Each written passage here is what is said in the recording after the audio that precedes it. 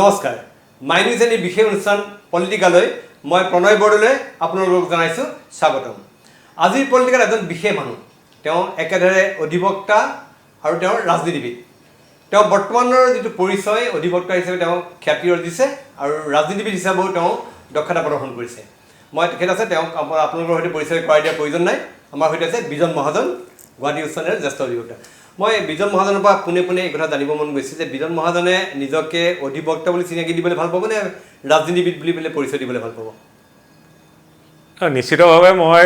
অধিবক্তা বুলি চিনাকি দিয়ে এইবাবেই ভাল পাম, ৰাজনীতিৰ পথাৰখনত মই সাংগঠনিক দিশতহে আছোঁ, সক্ৰিয় ৰাজনীতিত নিশ্চিতভাৱে নাই।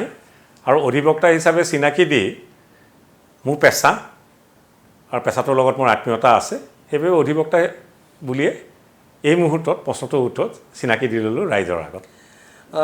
আমি দেখিবলৈ পাইছোঁ অধিবক্তা হিচাপে বিজন মহাজনে যথেষ্ট সুখ্যাতি অৰ্জিছে আৰু বিজন মহাজনক আমি সকলোৱে বেইল মাষ্টাৰ বুলি জানো। যদি কোনোবা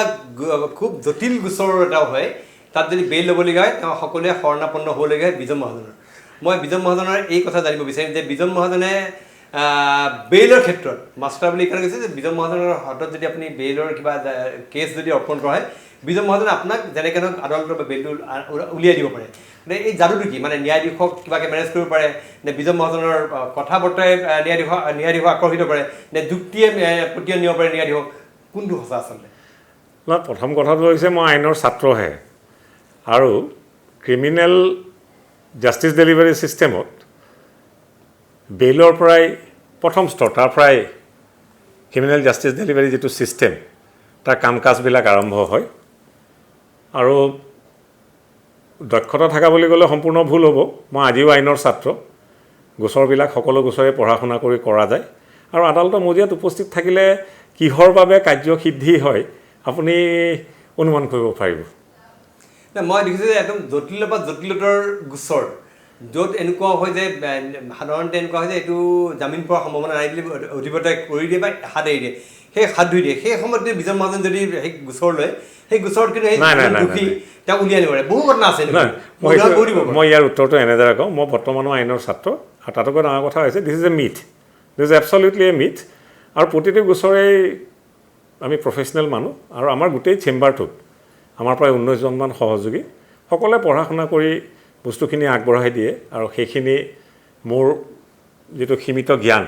সেইটো আদালতত প্ৰদৰ্শন কৰোঁ, আৰু কিছু ক্ষেত্ৰত সাফল্যতা লাভ কৰোঁ, কেতিয়াবা বিফলো হোৱা যায়। This is part of life. কিন্তু এটা কথা ঠিক, we are all professionals and we do our job absolutely professionally to the best of our ability, আৰু পঢ়া শুনা কৰি আইনৰ কিতাপ হাতত লৈ। এই মাত্ৰ বিজন মহাজনে ক'লে যে তেওঁৰ 19জন না আপোনাৰ জুনিয়ৰ, আমাৰ গ্ৰুপটোত প্ৰায় 19জন। জুনিয়ৰ বুলি ক'লে ভুল হ'ব, আমাৰ মানে বিজেপি দলৰ নিচিনা। আমাৰ বিজেপি দলত আন দলতকৈ বেলেগ, এইবাবে বেলেগ, আন দলবিলাকত কৰ্মী থাকে, নেতা থাকে। আমাৰ দলত আকৌ চব কাৰ্যকৰ্তা, মানে কাৰো তলত, নেতাৰ তলত আমি কাম কৰিবলগীয়া নহয়। আমি লিডাৰ মানে তথাকথিত লিডাৰ, কিন্তু মানে মোৰ কথা অলপ বেছি শুনে, আৰু খালি হেৰি আমাৰ গোটেইকেইটা কিন্তু এটা টীম। আৰু এতিয়া বিজন মহাজনৰ পৰা মই জানিব বিচাৰিছোঁ যে বিজন মহাজনৰ যিকেইজন সহযোগী আছে বা যিকেইজন জুনিয়ৰ, তাত কিন্তু আমি এগৰাকী মহিলা দেখা নাই।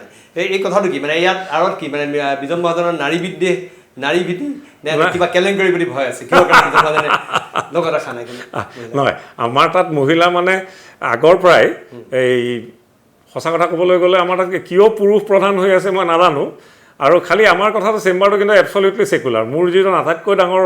ওচৰৰ সহকৰ্মী আৰছাদ চৌধুৰী, সি ইছলাম ধৰ্মাৱলম্বী ল'ৰা, কিন্তু অসমীয়া, মানে অসমীয়া ল'ৰা, মাতৃভাষা অসমীয়া ইছলাম ধৰ্মাৱলম্বী ল'ৰা,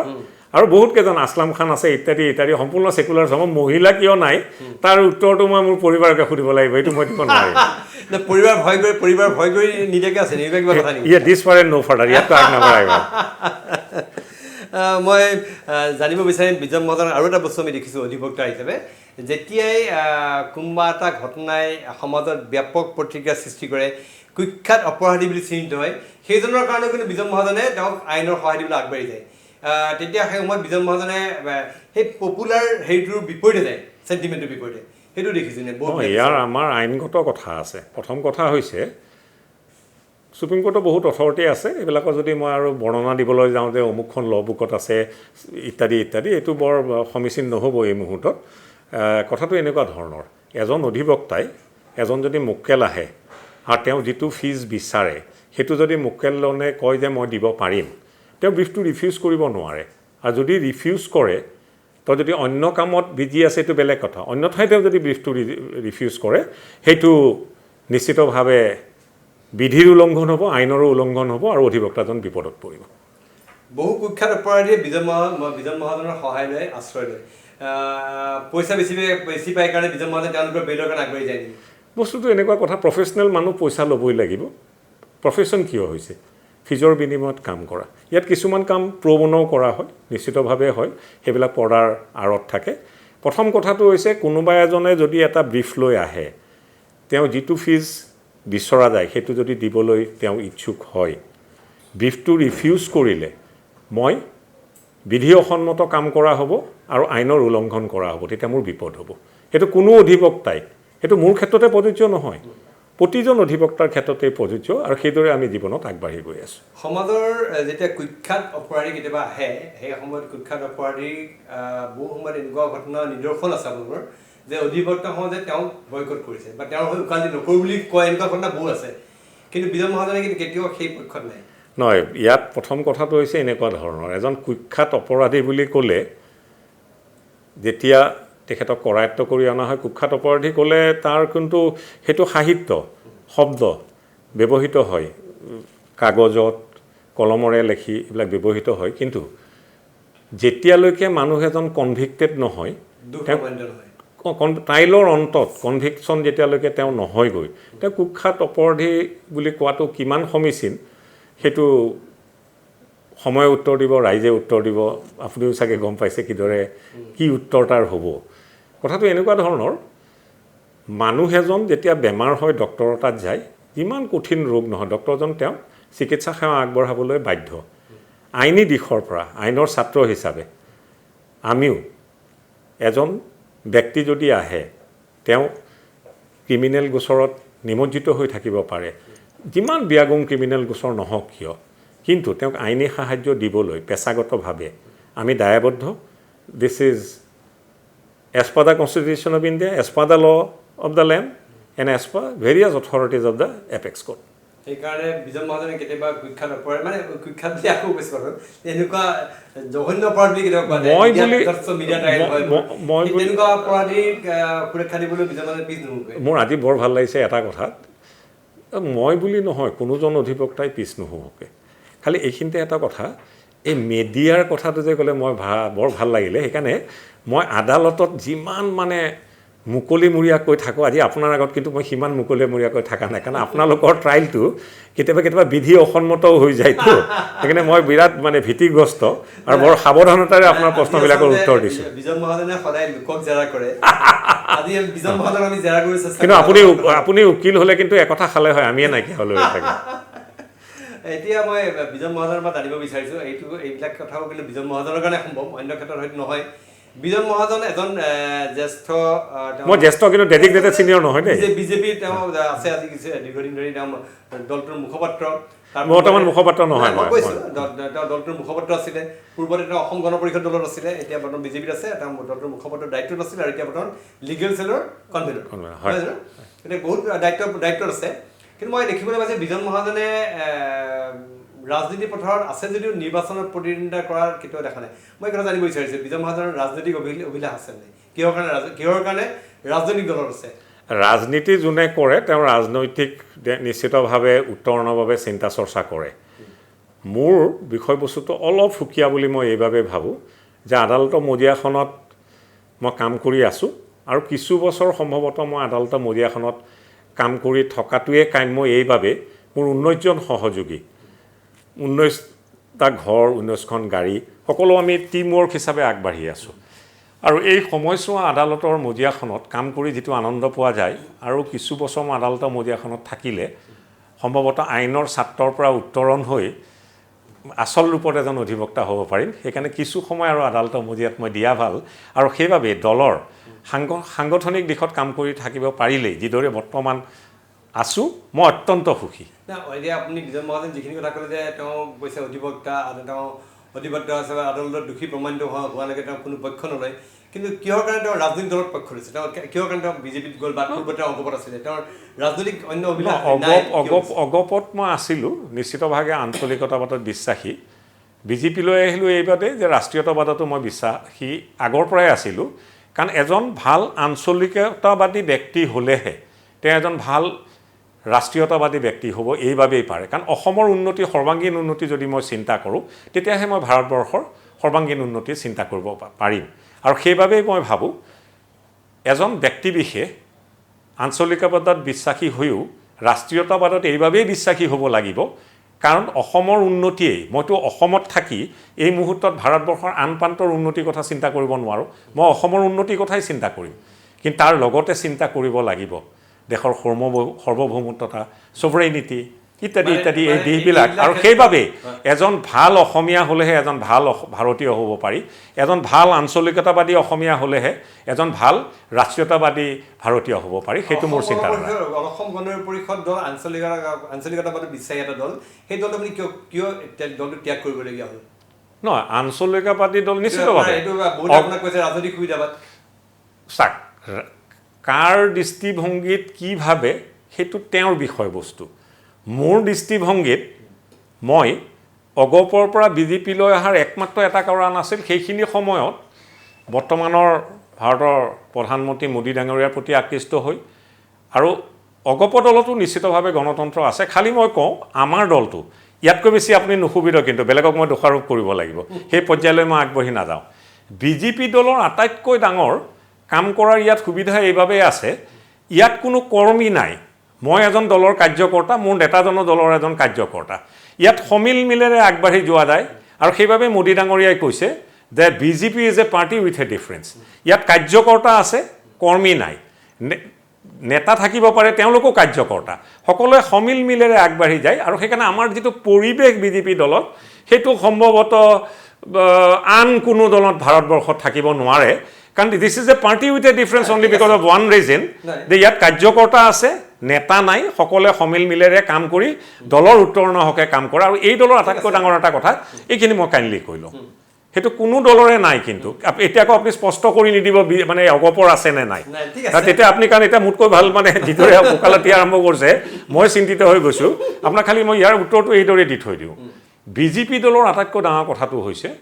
ইয়াত মই আৰু এবাৰ কৈছোঁ, বাৰম্বাৰ মই repeat, I am putting emphasis on the same thing, কাৰ্যকৰ্তা আছে, কৰ্মী নাই, নেতা সমিল মিলেৰে কাম কৰে, নেতাৰ তলত কাম নকৰে। অন্য দলত কৰ্মীয়ে নেতাৰ তলত কাম কৰে, আমাৰ তাত সমিল মিলেৰে সকলোৱে দলটোক আগুৱাই নিবৰ বাবে কাম কৰে। ইয়াত আৰু এটা ডাঙৰ কথা আছে,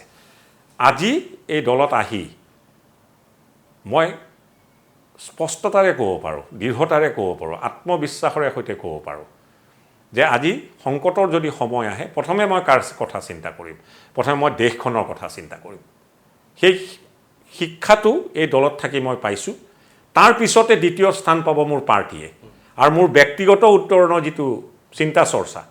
সেইটো নিশ্চিতভাৱে থাৰ্ড প্লেচ পাব। আৰু সেই চিন্তা কৰি যদি আমি আগবাঢ়িব পাৰোঁ, দেশৰ সৰ্বাংগীন উন্নতি হ'ব, বিজেপি দলতো সৰ্বাংগীন উন্নতি হ'বই, লগতে দেশৰ সৰ্বাংগীন উন্নতি হ'ব। আৰু মই এটা কথা স্পষ্ট স্বচ্ছ আৰু নিকা, যে বিজেপিৰ সৰ্বাংগীন উন্নতি হ'লেহে দেশৰ সৰ্বাংগীন উন্নতি হ'ব পাৰে। সেইটো আন দলে কেতিয়াও সেই পৰিৱৰ্তন আনিব নোৱাৰে। সেই মতাদৰ্শত আপুনি বিশ্বাস কৰে সম্পূৰ্ণৰূপে? মোৰ এই কথা জানিব মন যায়, আপুনি অসম আন্দোলনৰ সময়ত উত্তৰ পূৰ্বাঞ্চলত জড়িত আছিলে, আপুনি অসম গণ পৰিষদৰ দলৰ প্ৰায় জন্মলগ্ন পিছৰ পৰাই, আপুনি জন্মলগ্ন পিছৰ পৰা আপুনি দলটোৰ লগত জড়িত হৈ পৰিছিলে, কৰ্মী হিচাপে জড়িত পাছত খুব এক্টিভ ৰোল প্লে কৰিছিল। হয় হয়, সেই দলটো মই মুখপাত্ৰই আছিলোঁ। সেই দলটো আপুনি কিহৰ কাৰণে এৰিবলগীয়া হ'ল? আপুনি কি কাৰণত সেই দলটো? নহয়, মই আপোনাক ক'লোঁ মানে দিছ ফাৰ এণ্ড ন' ফাৰ, এইটো আপুনি এটা প্ৰশ্ন মানে অকাই পকাই জেৰা কৰাৰ নিচিনা দ্বিতীয়বাৰ কৈছে। আপুনি কথা যুক্তিৰ হেৰি দি পেলাই বেলেগ কথাৰ মই আপোনাক পোনপটীয়াভাৱে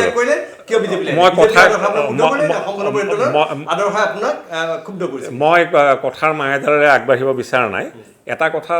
পুনৰবাৰ মই দোহাৰিলোঁ, সময়ত পৰিৱৰ্তন আহিলে সেই পৰিৱৰ্তন যদি পজিটিভ হয়, সি নিশ্চিতভাৱে মানুহজনৰ কাৰণেও ভাল, দলটোৰ কাৰণেও ভাল, দেশৰ কাৰণেও ভাল। আগতে মোৰ যিটো স্থিতি আছিল, তেতিয়া মই ভাবিছিলোঁ যে আঞ্চলিকতাবাদেই সকলোখিনি কৰিব। এতিয়া কিন্তু মই জানো যে মই বিজেপিত থাকিও নিশ্চিতভাৱে আঞ্চলিকতাবাদী চিন্তা চৰ্চা মোৰ আজিও আছে, কাৰণ অসমৰ সৰ্বাংগীন উন্নতি মই এতিয়া বিচাৰোঁ, আগেও বিচাৰিছিলোঁ। তেতিয়া ভাবিছিলোঁ অসমতে সীমাবদ্ধ থাকিলে হ'ব, নহয়, অসম ভাৰতবৰ্ষৰ এখন অংগপদে। অসমৰ উন্নতি কামনা কৰি আঞ্চলিকতাবাদত মই আজিও বিশ্বাসী হৈ আছোঁ, কিন্তু লগতে integrity of the country, sovereignty of the country, unity of the country, এই পৰিৱেশবিলাক তাত ধূসৰতা আছিল চিন্তা চৰ্চাত আগে, আজি সেই ধূসৰতাটো নাই, স্পষ্ট স্বচ্ছ আৰু নিকা মই ৰাষ্ট্ৰীয়তাবাদী। কেতিয়াও ভুল মানে এভৰিডে ইজ এ লাৰ্ণিং। নহয় নহয় নহয়, মই আপোনাক বুজাই দিওঁ, আপোনাৰ প্ৰশ্নটো অপকীয়াকৈ সুধিছে, মই তাৰ উত্তৰটো সুন্দৰভাৱে দি দিওঁ। সেই সময়ত মোৰ যিটো চিন্তা চৰ্চা আছিল তাৰ মানদণ্ড সেই সময়ত যিটো আছিল তাৰ উত্তৰণ ঘটিছে, আৰু সেইবাবে এইদৰে মই চিন্তা চৰ্চা কৰিব পাৰিছোঁ।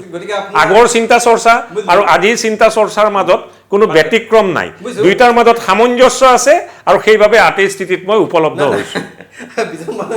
এইটো পোনপটীয়া কথা যে আপুনি যিটো পূৰ্বৰ দলটো আছিলে সেই দলটোৰ মতাদৰ্শ বা দলটোৰ কিবা কিবি কাৰণ আপুনি ক্ষুব্ধ হ'ল দলটো, সেইকাৰণে আপুনি ভাবিলে যে এইটো দল এইখিনি দলে মোৰ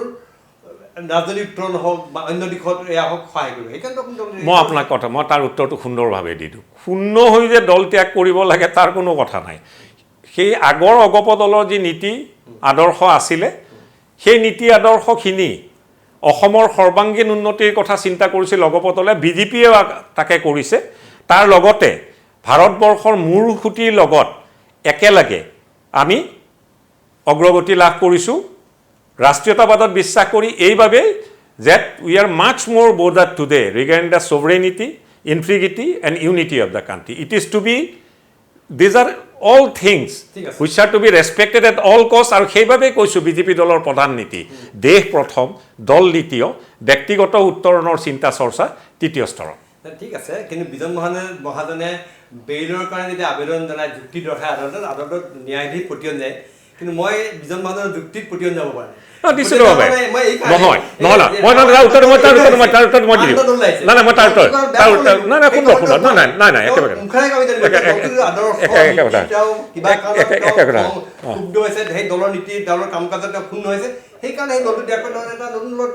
এতিয়া মোৰ ইমান চিন্তা হৈছে, প্ৰশ্নটো ইমান দীঘলীয়া, তাৰমানে প্ৰথমে কি সুধিছিল মই পাহৰিয়ে গ'লোঁ। ইয়াত কথাটো এনেকুৱা ধৰণৰ হৈছে, এটা দল ত্যাগ কৰিলে যে ক্ষুণ্ণ হৈ ত্যাগ কৰিব লাগে সেইটো নহয়। সেই দলতকৈ গুণগতভাৱে আৰু যদি বেটাৰ প্ৰিফাৰেঞ্চ এটা আছে তালৈ মানুহ ধাৱমান হোৱাটো ক্ষুণ্ণ নোহোৱাকৈ ধাৱমান হ'ব পাৰে, আৰু সেই প্ৰক্ৰিয়াৰে ধাৱমান হৈ মই বিজেপিত অন্তৰ্ভুক্ত হৈছিলোঁ। আৰু এইটো অত্যন্ত ধন্যবাদ দিব লাগিব দলক যে মোৰ নিচিনা ব্যক্তিক সেই সুযোগটো দিছিলে, আৰু আজি দলৰ এজন কাৰ্যকৰ্তা হিচাপে মোৰ যিখিনি সীমিত আদালতৰ মজিয়াত মই বেছি সময় দিব লগা হয়, দলৰ বাবে কম সময় দিব পাৰিছোঁ, আৰু যিখিনি সময় দিব পাৰিছোঁ সম্ভৱতঃ মই পজিটিভলি দিব পাৰিম বুলি আশাবাদী। তাৰমানে এতিয়া যদি বিজেপিতকৈ আৰু এটা গুণগত মানদণ্ডৰ অধিক নতুন দল এটা হয়, কাৰণ আচুৰ দল এটা হয়, that is a hypothetical question,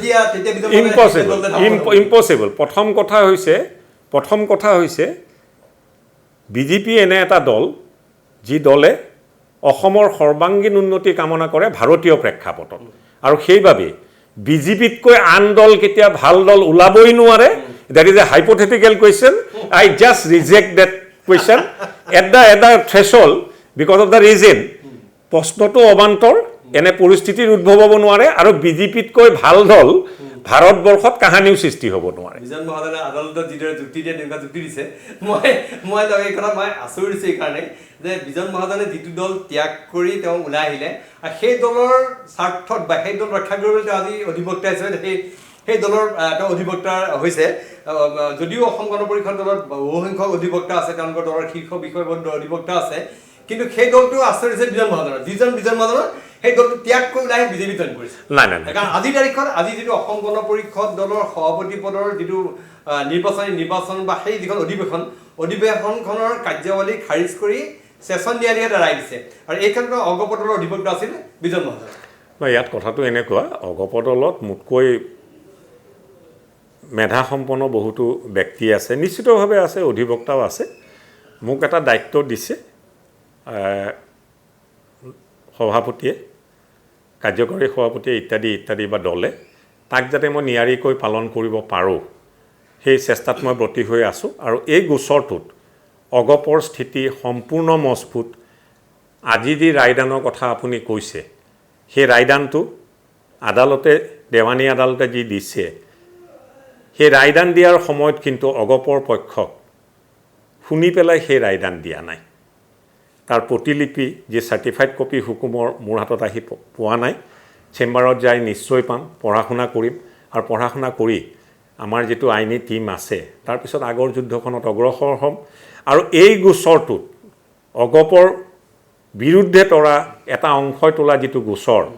সেই গোচৰটোত অগপৰ স্থিতি সম্পূৰ্ণ মজবুত আদালতৰ ওপৰত আমাৰ সম্পূৰ্ণ বিশ্বাস আছে আৰু পাকে পকাৰে মই কৈ থলোঁ যে আমি ন্যায় পাম আমিও আচৰিত হৈছোঁ যে অসম গণ পৰিষদ দলে তেওঁলোকৰ বিদায়ী নেতা তেওঁলোকক দল ত্যাগ কৰা নেতাজনৰ ওপৰত তেওঁলোকে বিশ্বাস ৰাখি পেলাই তেওঁলোকে আগুৱাই দায়িত্ব দিছে আপুনি এনেদৰে ভাবক তেওঁতো আমাৰ মিত্ৰজোঁটৰে তেখেত হওক অংশীদাৰ সেইকাৰণে আমাৰ নীতিগত কোনো বিৰুদ্ধাচৰণ নাই আৰু তাতোকৈ ডাঙৰ কথা মই আপোনাক আৰু এবাৰ ক'লোঁ কোনোবা এজন ব্যক্তিয়ে বা ব্যক্তি বিশেষে বা সংগঠনে মোক যদি এপ্ৰ'চ কৰে যে আপোনাৰ সময়ত আজি সময় আছে নে নাই আদালতত এই গোচৰটো লৰিবৰ বাবে লৰা শব্দটো ক'লোঁ যুঁজিবৰ বাবে যদি মোৰ সময় থাকে if I am not otherwise engage মই যিখিনি মোৰ প্ৰাপ্য সেইখিনি যদি মই বিচাৰোঁ সেইটো যদি দিয়াৰ পৰিকল্পনা থাকে যোনে মোক এংগেজ কৰিব বিচাৰে সেই গোচৰটো মই কেতিয়াও প্ৰত্যাখ্যান কৰিব নোৱাৰোঁ যদি কৰোঁ সি মোৰ পেছাৰ বিৰুদ্ধাচৰণ কৰা হ'ব আইনৰ বিৰুদ্ধাচৰণ কৰা হ'ব আৰু ইয়াত আটাইতকৈ ডাঙৰ কথা হৈছে এই গোচৰটোৰ যি বিষয়বস্তু সেই বিষয়বস্তুটো নিশ্চিতভাৱে অগপৰ পক্ষত এইবাবেই আছে যে আইন আৰু ফেক্সুৱেল মেট্ৰিক্সটো অগপৰ পক্ষত আছে যদি এনে যুক্তিৰ খাতিৰত যদি কোৱা যায় সেইদিনাখন আদালতে যদি নিৰ্দেশ দিছিল যে 11 বজাৰ পৰা তাত সভা পাতিব নোৱাৰিব কিন্তু দলৰ নেতৃত্বই 10:30 বজাৰ পৰা সভাখন অনুষ্ঠিত কৰিলে এই ক্ষেত্ৰত আদালতৰ নিৰ্দেশৰ অৱমাননা হোৱা নাই তাত নহয় আদালতৰ নিৰ্দেশনৰ একেবাৰে অৱমাননা হোৱা নাই বাকীখিনিলৈ মই এইবাবে সোমাই নাযাওঁ যিখিনি কথা আদালতৰ মজিয়াত ক'ব লাগিব সেইখিনি যদি মই এতিয়াই কৈ দিওঁ তেনে মোৰ গোচৰটোৰ যিটো প্ৰগ্ৰেছ হ'ব তাত কিবা বিঘিনি ঘটিব পাৰে সেইবাবে দিছ ফাৰ এণ্ড ন' ফাৰ্ডাৰ ইয়াতকৈ আৰু বেছি মই আগবঢ়া উচিত নহ'ব আচ্ছা বিজন মহাজনৰ মই এইটো কথা এৰি দিলোঁ বাৰু যদিও তেওঁৰ যুক্তিত মই প্ৰতিয়ন যোৱা নাই মই তেওঁক আৰু অন্য পক্ষক আৰু বেছি মোৰ যুক্তি দিলে প্ৰতিয়নে নাযায় আজি তেওঁ অধিবক্তা মই মুকেল হৈ গ'লোঁ মই অন্য পক্ষলৈ যাব খুজিছোঁ বিজন মহাজনক মই অধিবক্তা হিচাপে দেখিছোঁ এতিয়া ৰাজনীতিবিদ হিচাপে তেওঁ কৈছে যে তেওঁ নিৰ্বাচন মই ৰাজনীতিবিদ মানে মই আঞ্চলিকত ক্ষমা কৰিব মই অৰ্গেনাইজেশ্যনেল ছাইডটোতহে কাম কৰি আছোঁ সক্ৰিয় ৰাজনীতিত এতিয়া মই অৱতীৰ্ণ হোৱা সেইটোৱে সুধিব খুজিছোঁ যে কিহৰ কাৰণে বিজন মহাজনে নিৰ্বাচন নিবিচাৰে কাৰণ আমি যেতিয়া অধিবক্তা সংস্থাৰ সভা হয় তাতো বিজন মহাজন যদি কেতিয়াবা প্ৰতিদ্বন্দ্বিতা কৰে বিজন মহাজন মনোনীত প্ৰাৰ্থী হয় কিন্তু নিৰ্বাচনৰ প্ৰতিদ্বন্দ্বিতা নকৰে নিৰ্বাচনলৈ ইমান ভয় কিয় বিজন মহাজন তেওঁ সাধাৰণতে পলিটিকেল পাৰ্টিৰ মানুহ যায় তেওঁলোকৰ এটা উচ্চাকাংক্ষা ৰাজনৈতিক উচ্চাকাংক্ষা তেওঁ নিৰ্বাচনত প্ৰতিদ্বন্দ্বিতা কৰে কোনোবা দলৰ হৈ তেওঁ প্ৰাৰ্থী হ'ব বিজন মহাজনৰ তেনেকুৱা বাসনা নাই পৰা ক'ব বিচাৰিছে আৰু তেওঁ অধিবক্তা সমাজতো তেওঁ কেতিয়াও নিৰ্বাচন নেখেলে কিয় মই ইয়াৰ উত্তৰটো মই এইদৰে দি থৈ দিওঁ মানে অধিবক্তা সমাজখনত প্ৰথম কথা হৈছে অধিবক্তা সমাজখনত আমি সদায় সমাজত বাস কৰা লোক সকলোৰে লগত আপুনি জানেই মোৰ অত্যন্ত ভাল সম্পৰ্ক কাৰোবাক মই উঠাই দিওঁ নিজে নুঠোঁ মই ভাবোঁ দিনটোত 24 ঘণ্টাত আটাইতকৈ বেছি কৰণীয় কামটো হৈছে মোৰ আদালতৰ মজিয়াত তাৰ বাবে ৰাতি পঢ়া শুনা কৰা যিসকলে সহায় বিচাৰি আহে তেওঁলোকক সময় দিয়া পঢ়া শুনা কৰা আৰু আদালতৰ মাজত পাৰ্গতালিখিনি যি ভাষাতে কৰিব লাগে সেই ভাষাটোত বুৎপত্তি লাভ কৰি আদালতত মজবুতভাৱে অৱতীৰ্ণ হোৱা তাতে 24 ঘণ্টাৰ বহু কেইঘণ্টা গুচি যায় সেইকাৰণে মই ভাবোঁ মাই প্ৰায়ৰিটিজ আৰ ৰাইট ইন লাইফ এই মুহূৰ্তত মই আদালতৰ মজিয়াত কাম কৰি যাব লাগে আমাৰ 19জনীয়া যিটো টীম সেইটোত লগত লৈ আৰু ইয়াতকৈ এই মুহূৰ্তত মই বিৰাট ফূৰ্তিত থকা মানুহ এটা and of the day I am happy enough আৰু আজিৰ তাৰিখত ইয়াতকৈ বিচাৰিবলগীয়া মোৰ একো নাই প্ৰশ্নটোৰ পোনপটীয়া পোৱা নাই নিৰ্বাচন কিয় নেখেলে বিজন মহাজনে নিৰ্বাচন কিয় নে নিৰ্বাচন খেলিলে আকৌ কেনভাছ কৰিব লাগে মই নিৰ্বাচনৰ কথা কৈছোঁ দেই মই মানে আমাৰ আপুনি ক'লে যে আমাৰ সংগ্ৰাম যিবিলাক অল আছাম লয় অৱশ্যে মই আগতে বল গুৱাহাটী লৈ আছোঁ মই নুঠা নহয় এই কিবা অৰ্গেনাইজিং ছেক্ৰেটাৰী বহু বছৰ আগেয়ে কিন্তু তাৰপিছত দেখিলোঁ এইবিলাকলে কেনভাছ কৰিব লাগে সময় দিব লাগে এবাৰ এনেকুৱা এটা ঘটনা ঘটিছিল এই মহিলা অধিবক্তাগৰাকীৰ নাম নকওঁ তাই এটা বেলেগ এটা বাৰৰ পিপি তেখেত অত্যন্ত জ্ঞানী ব্যক্তি এবাৰ মই কিবা জিকিছিলোঁ কোৰ্টত সোমাইছোঁ মাত্ৰ মোক ক'লে মানে টয়লেট ফালৰ নি ইমান গুণ ওলাই আছে এইটো চাফা কৰাই দিব লাগে সেইদিনাখনে মই ভাবিলোঁ এনেকুৱা কামত মানে নিশ্চয় কৰিব লাগে মানে কিবা এইখিনি সময়ত কিবা ইমান চাগে চাফ চিকুণ নাছিলে কৰিব লাগে কিন্তু কমপ্লেইনটো মই পাই তেতিয়া ভাবিলোঁ এইবিলাকত যদি মই সময় দিবলগীয়া হয় দিয়াটো ভাল কাম কিন্তু দিলে আকৌ মোৰ নিজৰ কামত কিবা বিঘিনি আহিব নেকি ইত্যাদি ইত্যাদি এইবিলাক ব্যক্তিগত কথা খালি এটা কথা ঠিক আমাৰ অধিবক্তা সমাজত যিখিনিয়ে সাংগঠনিক দিশত কাম কৰি আছে অল আছাম ল এছ'চিয়েশ্যনে কওক গুৱাহাটী হাইকোৰ্ট বাৰ এছ'চিয়েশ্যনে কওক গুৱাহাটী ল এছ'চিয়েশ্যনে কওক যিখিনিয়ে কিন্তু বিষয়বাব লৈ আছে অতি সুন্দৰভাৱে বৰ্তমান পৰিস্থিতিত সংগঠনৰ কামবিলাক সাংগঠনিক দিশবিলাকৰ অগ্ৰগতি আনিবৰ বাবে নিজকে আত্মনিয়োগ কৰিছে আৰু তেওঁবিলাক ধন্যবাদৰ পাত্ৰ আৰু আমাৰ ৰাজ্যত আমি দেখিবলৈ পাইছোঁ মই এইটো কাৰণে বিজন মহাজনক মই সমালোচনা কৰা নাই ৰাজ্যৰ যিমানবিলাক বিতৰ্কিত সংগঠনৰ মানে সংগঠনৰ বিতৰ্কিত নিৰ্বাচন অসম সাহিত্য সভা অসম ক্ৰিকেট সন্থা অসম অলিম্পিক সন্থা এই প্ৰায়বিলাক নিৰ্বাচনত বিজন মহাজনে মূল ঘটক বুলি কৈছোঁ আৰু বিজন মহাজনে মূল ব্যক্তি তেওঁ অধিবক্তা তেওঁ সেই নিৰ্বাচনী সময়ত থাকে মই আপোনাক সমালোচনা কৰি পোৱা নাই মানুহে ভাল পায় আপুনি কি ভাবে যে আপোনাৰ এনেকুৱা বিতৰ্কিত যিবিলাক আছে নিৰ্বাচন সকলোতে আপোনাক কিয় বিচাৰে মই ইয়াৰ উত্তৰটো কিন্তু উল্টা ধৰণে দিওঁ যিকোনো সংগঠনতে য'ত নিৰ্বাচন হয় নিৰ্বাচন কেতিয়াও বিতৰ্কিত হ'ব নোৱাৰে নিৰ্বাচন হোৱা মানে গণতন্ত্ৰ আছে বিতৰ্কৰ সৃষ্টি হয় নহয় নিৰ্বাচনত বিতৰ্কৰ সৃষ্টি হ'বই সেইটোতো আজিৰ পৰম্পৰা নহয় এইটো কাল যুগ ধৰি চলি আহিছে খালি প্ৰশ্নটো মই ভাবোঁ প্ৰশ্নটো বৰ সুন্দৰ প্ৰশ্ন কিন্তু প্ৰশ্নটোৰ উত্তৰ প্ৰশ্নটোতেই পোৱা যায় যিটো সংগঠনত নিৰ্বাচন হয় সেই সংগঠনটো গণতান্ত্ৰিক আৰু গণতান্ত্ৰিক প্ৰক্ৰিয়া এটাত যদি মই অংশীদাৰ হ'ব পাওঁ আওপকীয়াকৈ হ'লেও তাতকৈ আৰু আনন্দৰ কথা এটা এণ্ড অফ দ্য ডে কি হ'ব লাগে নিৰ্বাচনত নিজে অৱতীৰ্ণ নহ'লেও এই নিৰ্বাচনৰ ৰেহৰূপবিলাক একদম কাষৰ পৰা চাই ৰিং চাইড ভিউ যিটো কয় কিমান আনন্দ চাগে মই অলপ নোট ফটো বনাই থৈছোঁ আৰু অৱশ্যে মই আমাৰ উজান বজাৰত থাকোঁতো মোৰ অসমীয়াবিলাকক খাই কিনি যাই কিনি টাইপৰ এবাৰ এটা কবিতা লিখিছিলোঁ মানে কালি কাইলৈ শুদ্ধ অসমীয়া মানে কাব্যিক স্বাধীনতা ৰক্ষা কৰিবলৈ যায় কালি অহাকালি লিখি দিলোঁ মোক যিটো মানে ছ'চিয়েল মিডিয়াত ধুবায়ো কাপোৰ নধুৱে চবেই মোক হাই ভাবিছে বিজন মহাজনৰ মনটো বেয়া নেকি মই বিৰাট আনন্দ হৈছোঁ কাৰণ মোৰ কথা কোনোবাইতো পাতি আছে আৰু এইকাৰণে কওঁ যে এই মানে এইবিলাক যে ইলেকশ্যনবিলাকৰ লগত জড়িত হ'ব লগা হয় মই প্ৰতিটো সংগঠনৰ বিষয়ববীয়াসকলক ধন্যবাদ জনাওঁ মাতে যাওঁ আৰু বৰ আনন্দ হয় তাৰপিছত খোৱাটো খোৱা যায় ভাত পানীটো খাই গুচি অহা যায় বৰ ফূৰ্তি আৰু সেইটো আগৰ চামত যিখিনি আগৰ বিষয়ববীয়া আছে তেওঁলোকৰ লগতো চিনাকি হয় নতুন বিষয়ববীয়াবিলাকৰ লগত চিনাকি হয় আৰু হাৰাখিনিকো যিখিনি হাৰে তেওঁলোকক ইমান ধুনীয়াকৈ ফেয়াৰৱেল স্পীচটো দি আহোঁ যে নিৰ্বাচন গণতান্ত্ৰিক পিছৰ পৰা উঠিব আকৌ জিকিব ভাল পোৱা ভাৱটো থাকি যায় মই এই কথা এইকাৰণে উল্লেখ কৰিলোঁ যে আমাৰ যিমানবিলাক জটিল নিৰ্বাচন হৈছে অসম ক্ৰিকেট সন্থা অসম অলিম্পিক সন্থা অসম সাহিত্য সভা গুৱাহাটী প্ৰেছ ক্লাব মই এটা প্ৰশ্ন কৰোঁ নে সকলো নিৰ্বাচনত কিন্তু বিজন মহাজন তাত সকলোৱে বিজন মহাজন বিচাৰে নাই ৰাইজৰ ৰাখি খালি মই এটা কথাতকৈ ডাঙৰ কথা মোৰ কথাটো ক'লে তেখেতে সুধিলে মই চবৰে আৰু এই যিমান নিৰ্বাচনত মই অংশগ্ৰহণ কৰিছোঁ ৰিটাৰ্ণিং অফিচাৰ বা whatever be it in whatever capacity প্ৰতিটো নিৰ্বাচনতে কিন্তু তেওঁ ভোটাৰ হৈ আছে তাৰমানে কিমান সংগঠনৰ লগত তেওঁ জড়িত মোতকৈ বেছি বাহ পোৱাৰ তেওঁ যোগ্য আচ্ছা আমি বিজন মহাজনক যেতিয়া পাইছোঁ আমি অন্যান্য দিশত পাতোঁ তেওঁৰ জীৱনৰ আপোনাৰ আপুনি উজান বজাৰ একদম খাছ উজান বজাৰৰ ডাঙৰ ঘৰ মই জুপুখুৰী পাৰোঁ উজান বজাৰ এই 3 ইঞ্চিৰ ডিফাৰেঞ্চ গতিকে মই এনেই আপোনাৰ স্কুলীয়া জীৱন কলেজীয়া জীৱন অকণমান চমুকে স্কুলীয়া জীৱন কলেজীয়া জীৱনত মানে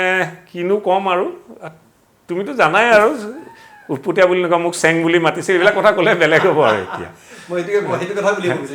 সিমান এইবিলাক এতিয়া আৰু সিমান ভিতৰলৈ নোসোমাওঁ দিয়া দিনকাল বদলি তুমি চব ওলাইছে মই কমাৰ্চত পঢ়িছিলোঁ কলেজিয়েট কমাৰ্চ ইত্যাদি প্ৰথমতে শ্বিলঙত পঢ়িছিলোঁ দেউতা চাকৰি কৰিছিল তাতে কিন্তু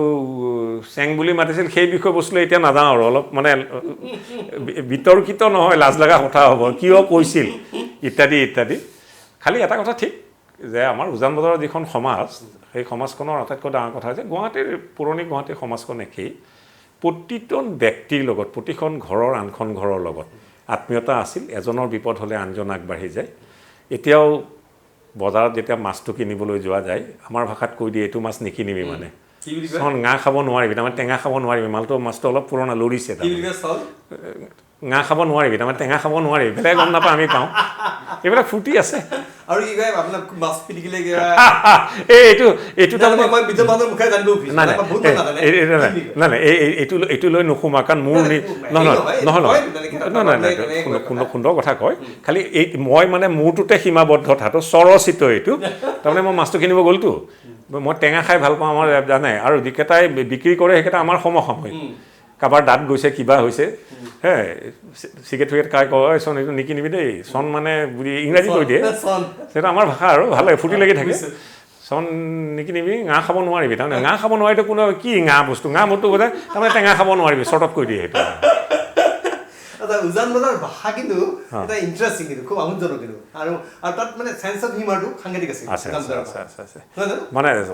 অত্যন্ত চেন্স অফ হিউমাৰ আছে সেই বিষয়বস্তুলৈ আদি এদিন মানে এনেকৈ বহিব লাগিব সুকীয়াকৈ আৰু মোৰ লগত কেইজনমান লৈ আহিব লাগিব তেতিয়া আনন্দটো পৰিসৰটো বাঢ়িব আৰু মই বিজন মহন্তৰ যেতিয়া তাৰপাছত জেবি মই গভৰ্ণমেণ্ট ল মই জেনেৰেল ছেক্ৰেটাৰী আছিলোঁ তাৰে গভৰ্ণমেণ্ট ল কলেজ মানে অসমানৰ সময়ত আপুনি তেতিয়া গভৰ্ণমেণ্ট এতিয়া অসমানলৈ পিছে আৰু মই জানিব মন গৈছে বিজন মহাজনক যেতিয়াই আমি দেখিছোঁ কপালত ফুল আৰু অত্যন্ত ভগৱান ভক্ত য'তেই ক'ৰবাত ভগৱানৰ মূৰ্তি আছে মন্দিৰ আছে তাত বিজন মহাজনে মাটিত মূৰ দুৱাই সেৱা কৰে কি মানে ভগৱান নহয় ইয়াত এটা কথা খালি প্ৰশ্নটো ৰৈ গ'ল মই কিন্তু মন্দিৰে মছজিদে মানে সকলোতে মই মূৰটো ধুৱাওঁ কিন্তু দেই আৰু সৰ্বধৰ্ম সমাভাৱে মূৰটো ধুৱাওঁ আৰু আমি উগাতা মন্দিৰৰ মাটিতেই ডাঙৰ হৈছোঁ জোৰপুখুৰীৰ পাৰত উগতৰা দেৱী গোসাঁনী তাই আমাক জীয়াই ৰাখিছে মোৰ এটা কথা কিন্তু মই বিশেষ পূজা পতল নাজানিলেও এটা কথা মই পূৰা বিশ্বাস কৰোঁ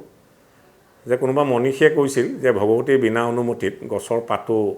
পাত নসৰে পাত এটাও নসৰে মই কিন্তু আৰু অলপ আগবাঢ়ি যাই কওঁ যে ভগৱতীৰ বিনা অনুমতিত গছৰ পাত এটা নিহিলেও নলৰেও তাৰমানে মই ইমান বিশ্বাসী ভগৱতীক আৰু তাইয়ে ৰাখি আছে এতিয়ালৈকে গতিকে আপুনি সদায় এইটো ফুটটো মানে আপোনাৰ ঘৰৰ মন্দিৰ আছে নে ঘৰৰ আমাৰ এই অঞ্চলৰ উগ্ৰতা মন্দিৰৰ কাষৰ বাসিন্দা সকলোৱে ঘৰত পূজা পাতল কৰি ওলায় পাৰিলে উগ্ৰতা দেৱালয়ত মূৰটো ধুৱাই ওলাই অহা যায় নহ'লে দেৱালৰ সেন্দুৰ ঘৰত ৰাখিয়ে থোৱা যায় তাক পূজাখিনি নকৰাকৈ আৰু গুৰু মন্ত্ৰ গুৰুৱে দিছিলে যি মন্ত্ৰ দিছিলে তাক আওৰাই জপাত চিটি না সঞ্চয়ে জবখিনি নকৰাকৈ ওলাই অহা নাযায় তাৰপিছতে ফুটটো লোৱা যায় তেনেকৈ ভগৱতীয়ে চলাই ৰাখিছে পূজা পাতলত অলপ সময় যায় সেইটো আৰু ইমান পূজা মানে নৈমিত্তিক মই খালি কেতিয়াবা কি হয় মানে কেতিয়াবা কেনেকুৱা ধৰণৰ কথা কেতিয়াবা দৌৰা দৌৰিৰ মাজত ৰৈ গ'লে সেই কাজা নামাজৰ নিচিনা তাক পিছত হ'লেও কিন্তু কৰি দিওঁ মই বিজন মহাজনৰ এই কথা ভাল লাগিলে তেওঁ যদিও তেওঁ বিজেপি দলৰ জ্যেষ্ঠ মানে এজন নেতা তাৰ লগতে তেওঁ দৈনিক পূজা পাতল কৰে অত্যন্ত মা বিশ্বাসী বা ভগৱান বিশ্বাসী কিন্তু মছজিদৰ ওচৰত মূৰ ধুৱায় আমাৰ বুঢ়া মছজিদ এইটো মানে আমাৰ কি সৰুৰ পৰা পৰম্পৰা আমাৰ এই বুঢ়া মছজিদ এই পৰীক্ষা দিবলৈ হ'লে উগ্ৰতা মন্দিৰত গণেশ মন্দিৰত মঙল চণ্ডীত দি তাৰপিছত সৰুতে এবাৰ কোনে কৈছিল দেউতাহঁতৰ ককাহঁতৰ কাৰোবাৰ পৰা কৈছিল যে বুঢ়া মছজিদৰ বাকচত 10 টকা এখন বা 2 টকা এখন সোমাই আহিবি সেই পৰম্পৰা আজিও আছে কিন্তু আমাৰ অঞ্চলত কিন্তু আপুনি যিটো পৰম্পৰাৰ কথা কৈছে আজিৰ দিনত অকণমান মই তেনেকৈ নাভাবোঁ আপোনাৰ এইটো অত্যন্ত প্ৰশংসনীয় মই মোৰ বুলি নহয় মই মানে আপোনাৰ দলৰ একাংশ উগ্ৰ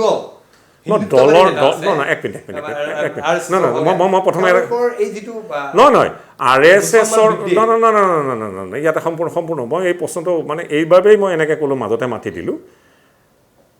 RSSে ভাৰতীয়বাদ কৰে ইয়াত মুছলমান বিদ্বেষৰ প্ৰশ্নই নুঠে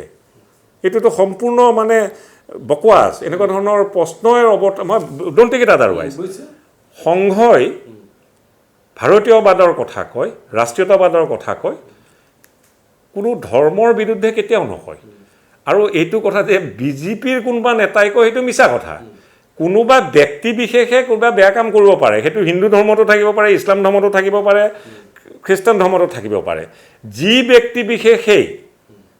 আন ধৰ্মক সন্মান নকৰে বা তেনেধৰণৰ বক্তব্য ৰাখে যি দলৰে নহওক কিয় সেই সকলোখিনি লোক নিন্দনীয় তাৰমানে আপুনি কয় যে আপোনালোকৰ দলত ইছলাম বিদ্বেষী নেতা কোন নাই মই জানাততো নাই আপুনি যদি পাইছে মই নাজানো ৰাষ্ট্ৰীয় নেতা মই বহুত উদাহৰণ যিবিলাকে নহয় চব মুছলমান বিদ্বেষণৰ বহুবিলাক বক্তব্য ৰাখি থৈ গৈছে আপুনি নাই আপোনাক মই এটা কথা কৈ থৈ দিওঁ শুনক এই ইয়াৰ অৱতাৰণটো এতিয়া ইয়াত মোক মানে নকৰিব এইবাবেই আপুনি কথাখিনি ক'লে কিন্তু don't quote out of context তেওঁ কি প্ৰসংগত কথাখিনি কৈছিলে বজাই লওক আদিৰ পৰা এক মিনিট আদিৰ পৰা অন্তলৈ গোটেইখিনি কোৱাৰ পিছত তেওঁ যিখিনি সংক্ষিপ্ত বক্তব্য আজি আপুনি ক'বলৈ গৈছে গোটেইখিনি একগোট কৰক দেখিব তেওঁ যি প্ৰাসংগিকতাত কথাখিনি কৈছিলে কোনোবাই যদি কৈছিলে নিশ্চিতভাৱে কোনো ধৰ্মৰ বিৰুদ্ধাচৰণ তাৰ দ্বাৰা কৰা হোৱা নাই তাৰমানে যিবিলাক বক্তব্য তেওঁ কোমাই দিছে সম্পূৰ্ণ বক্তব্য সেই বিষয়বস্তু আজি নাহো সেই বিষয়বস্তু নাহো খালি এটা কথা ক'লো don't quote out of context মানে কথা এটা কৈ দিয়ে তেওঁ এনেকৈ কৈছিলে এনেকৈ তেওঁ কি কনটেক্সটত কৈছিলে আগৰ পৰা পিছলৈকে সকলো সংলগ্ন কৰি মোক দেখাই দিয়ক তাৰপিছত আমি যুক্তি তৰ্কৰে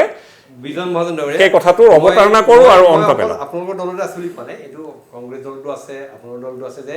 ধৰ্ম বিদ্বেষ আৰু এনেকুৱা বিদ্বেষ ভাৱ কিছুমান বুৱাই দিয়ে যাৰ ফলত আমাৰ সমাজখনত থকা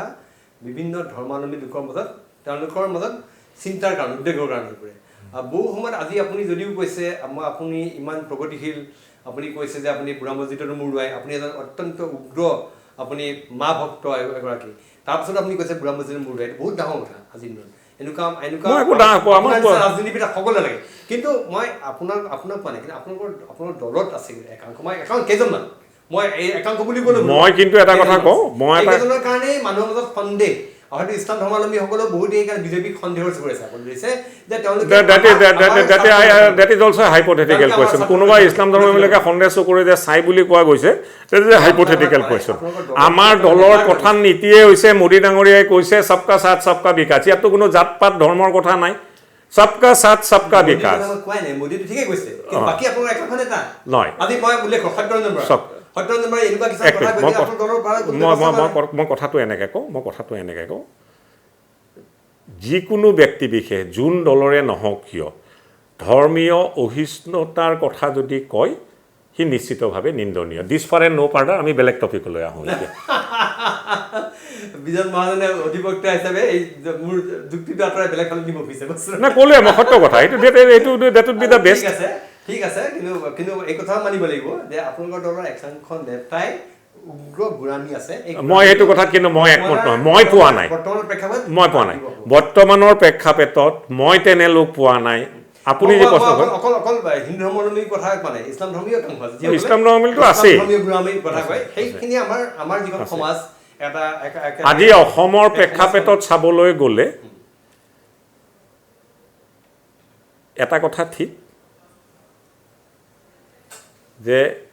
উগ্ৰ যি নিজৰ ধৰ্মক লৈ নিজৰ ধৰ্মৰ প্ৰতি সন্মান দেখায় আন ধৰ্মক বিদ্বেষ কৰে তেনে লোক কোন দলত বেছি আছে আপুনি পৰিসংখ্যাটো ওলাই লৈ এদিন আমি যুক্তি তৰ্কত বহিম আৰু তেতিয়া এটা কথা আমি অনুধাৱন কৰিব পাৰিম যে আমাৰ দলত তেনে লোকৰ সংখ্যা নাই বুলি ক'লেও ভুল কৰা নহ'ব এইটো আপোনাৰ প্ৰশ্নই মোৰ কিন্তু হাঁহি উঠাইছে মই বাৰু ঠিক আছে কোনো কথা নাই মই আৰু যুক্তি তৰ্ক নাযাওঁ আপোনাৰ আৰু বিপদত মই নেপেলাব এই বিষয়ে নাই বিপদৰ কোনো কথা নাই মই সত্য কথাটো স্পষ্টভাৱে ক'লো কিন্তু মই অন্য ঠিক আছে আজি যিহেতু মই বিজন মহাজনৰ জীৱন পৰিক্ৰমাৰ কথা পাতিছোঁ গতিকে অকণমান তেওঁক স্বস্তি নিশ্চা দিওঁ বাপৰে বাপ মানে সাংঘাতিক কথা দেই স্বস্তি নিশ্চা মানে মই বিপদত পৰিয়ে গ'লো নেকি মানুহে তেনেকৈ ভাবিব পৰি গৈছিলোঁৱে নেকি নে তাৰ পৰা উত্তৰণ হ'ল আকৌ মই নাজানো বাৰু ঠিক আছে আপোনাক মই আশ্বাস মই এতিয়া বিজন মহাজনৰ পৰা জানিব বিচাৰিম বিজন মহাজনে লেখা মেলা অলপ কৰে অলপ কৰোঁ সেইটো বিষয়ে জানিব বিচাৰিম সেই ডিউটিৰ বিষয়ে বিজন মহাজনৰ তাৰমানে কি হয় এই মই অলপ লেখা মৰা আগৰ পৰাই কৰিছিলোঁ কিন্তু কৰি পেলাই কি হয় এই মানে গোটাই থৈ দিয়া নাযায় ক'ৰবাত কিবা এটা লিখিলোঁ এইখন থাকি গ'ল মাজে মাজে মই আগতে বহুত বেলেগৰ নামত কবিতা লিখি বেলেগৰ নামত ছপাই দিছিলোঁ তাৰপিছতে এই কাৰোবাক পালোঁ পৰমানন্দ ৰাজবংশী ইত্যাদি ক'লে কেতিয়াবা নেলেখো কিয় লিখিবাহে এতিয়া মাজে সময় কেতিয়াবা লেখোঁ দুই এটা প্ৰকাশো পায় বহুতে হাঁহে কবিতা এই কবিতাতে সীমাবদ্ধ দুই এটা লেখোঁ ফুৰ্তিও লাগে গ্ৰন্থ মই গ্ৰন্থ এতিয়া বহুতে কৈছে মানে তই এনে মোৰ আমাৰ মানে এতিয়া কবি বুলি ক'লে আকৌ আমাৰ উজান বজাৰত ভয়ে লাগে লগৰবিলাকে শিলগুটি মাৰে নেকি ক'ত ৰঘুনাথ চৌধুৰী আৰু ক'ত মানে মহম্মদ পিয়াৰ আৰু শ্বেক্সপিয়াৰ তেনেকুৱা টাইপৰ আমাৰ ঘৰৰ কাষৰ তাকেতো এইবিলাক ডাঙৰ মানুহ মই দেখা নাই বিশেষ মানে মোৰ হেৰি নাই কবি খালি ঘটনাতে এনেকুৱা ধৰণৰ কবি বুলি ক'লে ক'ৰবাত শিলগুটি পৰি যাব পাৰে এই ধুৰ কবি হ'ব ওলাইছোঁ এতিয়া ডাঙৰ বিপদ হ'ব কিন্তু দুই এটা লেখোঁ কি বুলি কয় কবি কবি বুলি ক'লে আৰু মই কবি বুলি ক'লে এইটো লৈ আজি মানে নহয় খুঁতীয়া কথা চন কবি ওলাইছ সেইটো ডাঙৰ কবি ওলাইছে বুলি ক'লেতো গম পাই যাম আৰু কি কথা কৈছে খালি হেৰি এইটো কি বুলি কয় দিনটোৰ অন্তত কেতিয়াবা দুই এটা লেখা যায় মেক্সিমাম সিঁচৰতি হৈ ক'ৰবাত আছে দুই এটা প্ৰকাশো পাইছে কিন্তু কবিতা নে অকবিতা সেইটো মানে কিতাপ আকাৰত যদি উলিয়াব পাৰোঁ পাঠকে তাক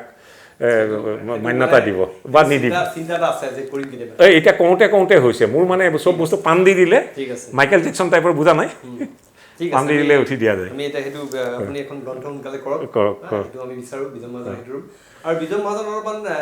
পশু প্ৰকৃতি মেনু মানে আমাৰ হেৰি আমাৰ গোটেইকেইটা জানে আমাৰ গোটেইকেইটাই তাৰমানে আমাৰ গাড়ীৰ কাষত এটা বাতি থাকে আগতে যেতিয়া নদী ইফালে পাৰ্ক কৰে আমাৰ ল'ৰা এটাও আছে তালুকদাৰ বোলে তাৰ কথা আছাম ট্ৰিবিউনতো ওলাই গৈছে সি সেই হেৰি কৰে হাইকোৰ্টৰ কাষৰ কুকুৰকেইটাৰ কাৰণে এই নাকাটা পুখুৰীৰ কাষৰ এইখন কি